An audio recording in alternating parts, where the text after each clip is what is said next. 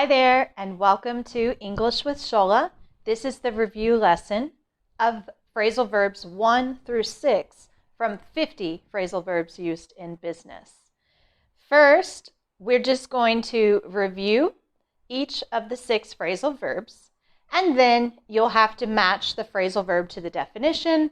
And after that, you'll see some example sentences where you have to put the phrasal verb into the context of the business or work situation.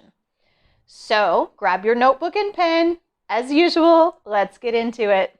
So number 1 is breakdown. Remember, breakdown means to separate something into smaller pieces in order to make it easier to understand. Sometimes when we're looking at charts, bar charts, pie charts, graphs, this information needs to be broken down into smaller pieces or chunks of information that can be easily digested or easily understood and therefore used in business. Number 2, break into. Break into means to begin working in a new area or maybe a new market. At the bottom, there is a spaceship, a rocket. So this represents that you're going to break into new frontiers, break into new industries, break into new markets, as if you are traveling and need to enter that new space. Number 3, bring up. Remember, bring up means to mention or start talking about a subject or a topic of discussion. This could be done during a meeting, or it could be done more personally, one-on-one with a colleague or a boss. So you can see the picture at the top represents two employees, 2 workers are speaking together, and perhaps one of them is pointing out something in particular on the report or on the plan that they wanted to talk about. And at the bottom, you can see a man is raising his hand because he's going to answer a question or perhaps bring up a topic or mention something in the meeting. Number 4 is brush up on. So brush up on means to review or refresh your knowledge or your skills in a particular area.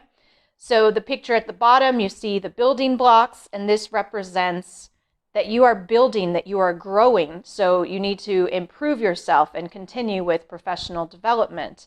The picture at the top might represent someone who's brushing up on some technical skills. Number 5, buckle down. Buckle down means you really concentrate. You set to work with vigor. You set to work seriously. So you have vigor or seriousness or strictness because you know you have work to do. You can see the example in the example pictures. On the bottom, this group of people, they are really getting down to business. They are buckling down and working on some project together. Everyone looks concentrated and focused.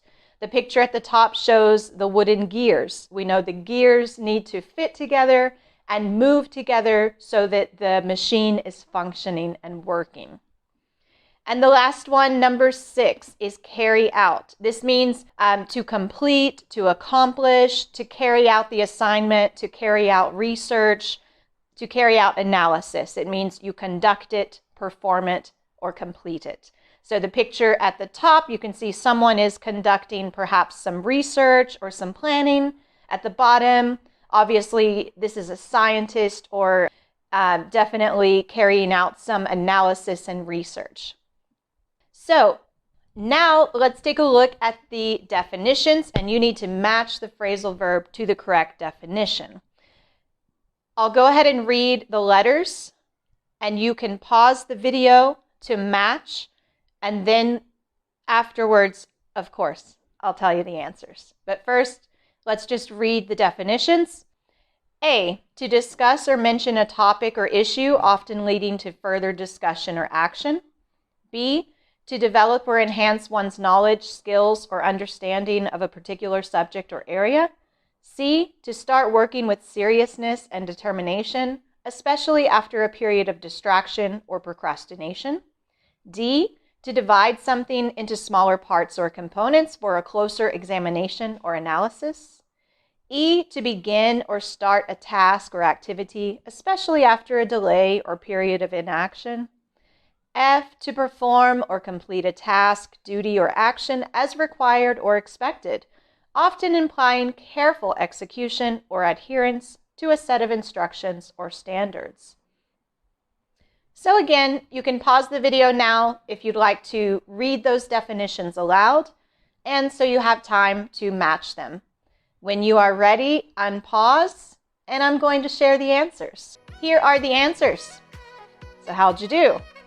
Hopefully you remembered those. Now we're going to work on fill in the blank. You need to read the sentence and choose one of the correct phrasal verbs to complete it. I'd like to the issue of employee training during our next team meeting.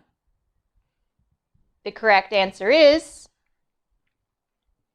I'd like to bring up the issue of employee training during our next team meeting. We have received approval to the new marketing campaign starting next week. We have received approval to carry out the new marketing campaign starting next week. With the deadline approaching, it's time to and focus on completing the project. It's time to get down to business, so it's time to buckle down. During the meeting, we need the sales figures to identify areas for improvement. We need to break down the sales figures. To expand into new markets, the company plans to the European market next quarter. The company plans to break into the European market. Before the presentation, I need my knowledge of the latest industry trends. I need to brush up on my knowledge of the latest industry trends. How did you do on the statements? Hopefully you were able to choose the correct phrasal verb. Now we're going to move on to a set of questions. And again, you're going to choose the correct phrasal verb to complete the question. Can you the budget for this project into categories for a clearer understanding? Can you break down the budget? Can we discuss our strategy to the international market? Can we discuss our strategy to break into the international market? We have a tight deadline. Can we all and focus on completing our task? Can we all buckle down and focus? Who will be responsible for the final inspection of the product before shipment? Who will be responsible for carrying out the final inspection?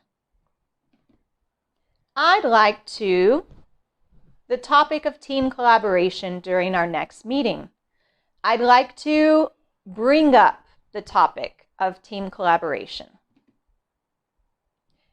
Before our client meeting, can you the latest market trends?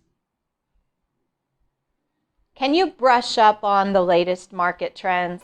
So your challenge for this week is to use these 6 phrasal verbs in meetings, emails, and phone calls. Think of ways that you can incorporate these phrasal verbs into statements or questions. And feel free to use some of the examples from this review. Remember, it won't be easy at first, but consistency is key. The more you do difficult things consistently, the easier they get. So I know you can do it. Just focus, buckle down, and get to it. Comment below the video to let me know how you're doing, or if you have any questions. See you later.